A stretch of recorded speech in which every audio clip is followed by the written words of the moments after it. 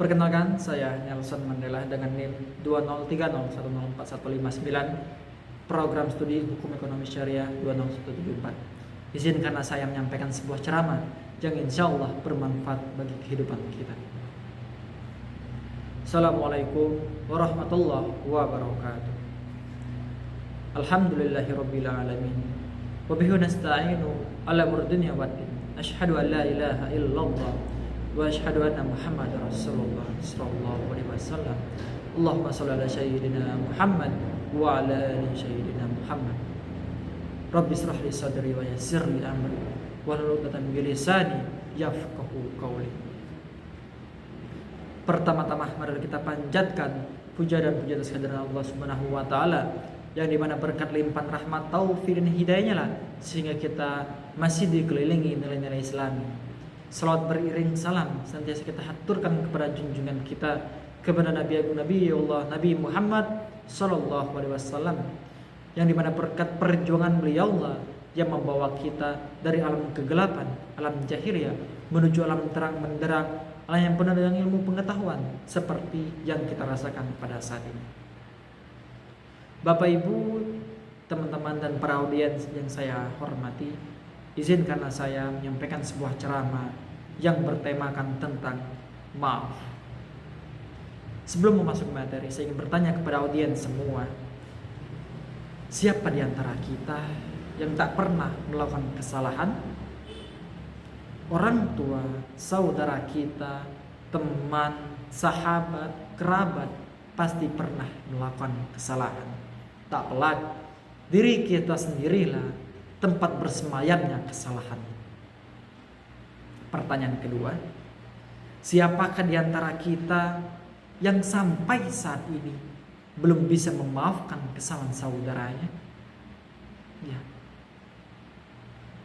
Nanti akan kita kupas tuntas tentang perkara maaf ini.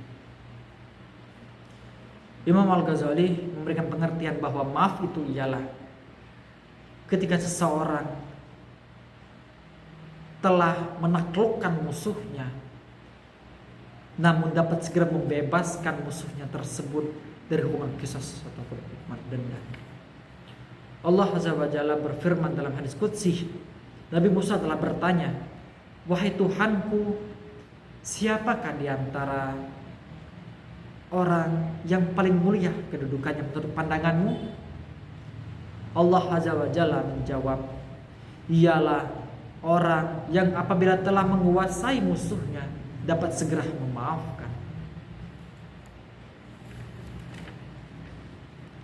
Daripada hadis itu Allah menjelaskan bahwa seseorang yang mulia di hadapannya ialah yang bersikap lemah lembut, mempunyai toleransi tinggi, dan dapat segera memaafkan kesalahan dari saudaranya karena Allah semata. Memaafkan dalam Islam apabila telah diminta untuk meminta maaf, maka wajib hukumnya untuk memaafkan.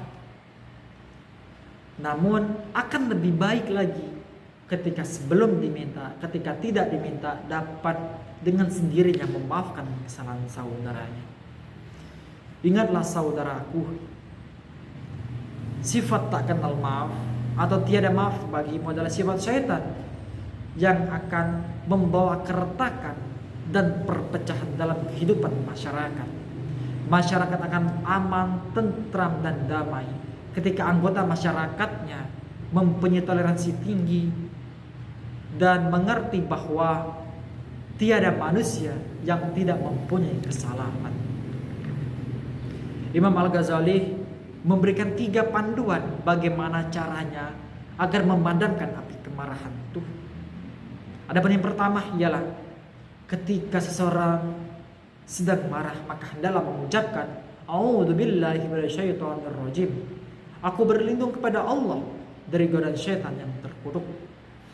Yang kedua, apabila amarah itu muncul ketika berdiri, maka hendaklah duduk. Namun ketika marah itu datang ketika duduk, maka hendaklah berbaring.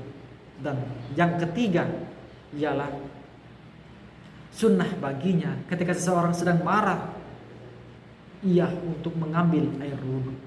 Tak pelak, amarah itu datangnya dari godaan syaitan. Syaitan itu terbuat dari api, manakala api itu tidak bisa dipadamkan melainkan dengan air dingin. Allah Subhanahu wa taala telah berfirman, "Khuzil afwa wal amr bil urfi wa a'rid 'anil jahilin." Yang artinya, jadilah pemaaf dan suruhlah orang mengerjakan perbuatan baik. Quran surat Al-A'raf ayat 199. Belajarlah untuk selalu bisa memaafkan kesalahan orang lain. Karena Allah saja ketika hambanya, walaupun dosa hambanya memenuhi lautan, walaupun dosa hambanya lebih besar daripada gunung tertinggi di dunia, namun ketika hambanya ingin bertaubat, ingin memohon ampunan kepada Allah, namun seketika itu juga Allah telah berjanji untuk memaafkan kesalahan, untuk mengampuni hambanya yang benar-benar bertaubat kepadanya. Terkadang 10 kebaikan akan terlupakan karena hanya satu kesalahan. Sadarlah bahwa manusia itu tidak ada yang sempurna dan pasti pernah melakukan kesalahan. Belajarlah untuk selalu mengingat kebaikan orang lain, walaupun kebaikan itu hanya sebutir beras. Belajarlah untuk memahami perbedaan, karena sejatinya setiap manusia itu pasti berbeda dan tidak ada manusia yang sempurna. Demikian ceramah singkat yang dapat saya sampaikan. Mohon maaf apabila ada salah kata, salah ucap dan salah tindakan, dan kepada Allah saya mohon beribu ampun. Saya akhiri, wabillahi taufiq wal hidayah. Wassalamualaikum warahmatullahi wabarakatuh.